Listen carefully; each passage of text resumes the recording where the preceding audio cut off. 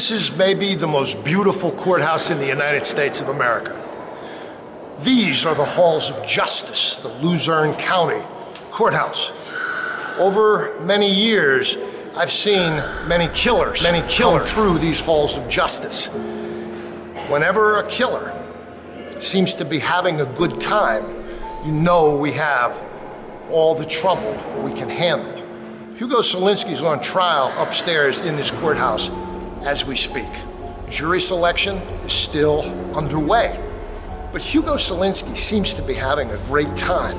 When they bring him in, when they take him out, he's like a demented fashion model on the runway. Hugo, just a chance of that you being executed scare you? Does it scare you? No questions today. I talked to the DA. You guys. And I want to see something change.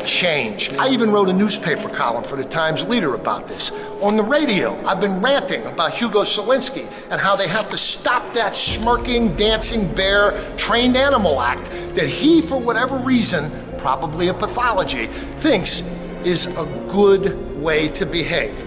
He is an accused killer. He's doing 35.5 to 65 years in prison for a brutal home invasion.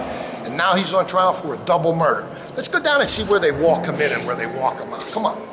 This is the private entrance where the sheriff's deputies bring Hugo Solinsky in from the county prison.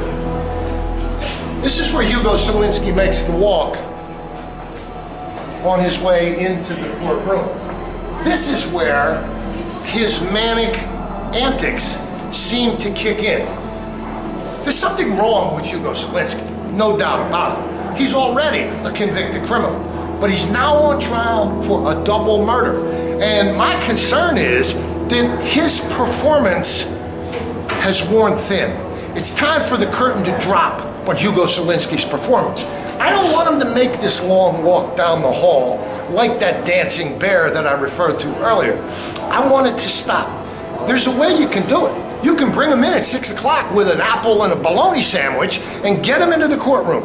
He eats his lunch up there as it is. He doesn't come out until the end of the day. Why not bring him out about 6 or 7 in the evening, when the shift changes for the reporters and the young immature reporters no longer sidle up to Hugo with their microphones like faithful, loyal puppy dogs. We don't need that. That's not what we need. What we need is real justice. Murder is no laughing matter.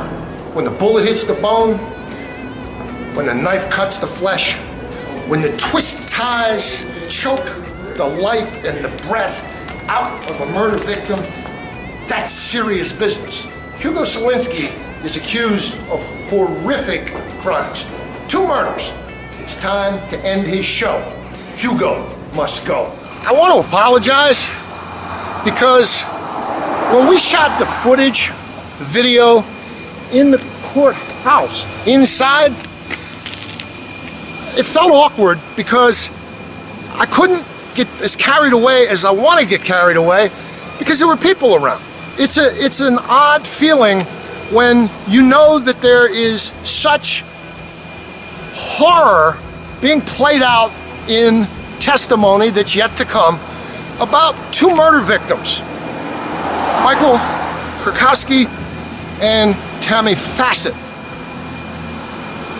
I've been covering murder for a long time, and I take murder very, very seriously. I won't smile at any reference to murder. Somebody might say, kiddingly, I'd like to strangle her. I'd like to choke him. I stop it because a dear friend of mine, Jack Tasker, told me once, whenever he hears that, he gets shivers because his dear sister Betty was strangled and murdered. And so, not only is there no humor here, I'm very sensitive, I'm very touchy about this. I wrote the column about Hugo Solinsky and how we have to drop the curtain. And I want you to just hear the end of this column. The column says this: to accept any part of Solinsky's dumb dance and bear routine insults the memories of the dead and the responsibilities of the living. Like I said before, Hugo must go. I wrote this too: decency contributes to justice. And we need to stay decent with regard to how we treat each other. We need to pursue justice, but we need to never, ever, ever trivialize the horrors that men and women are capable of doing to each other. Play it straight. Take it seriously.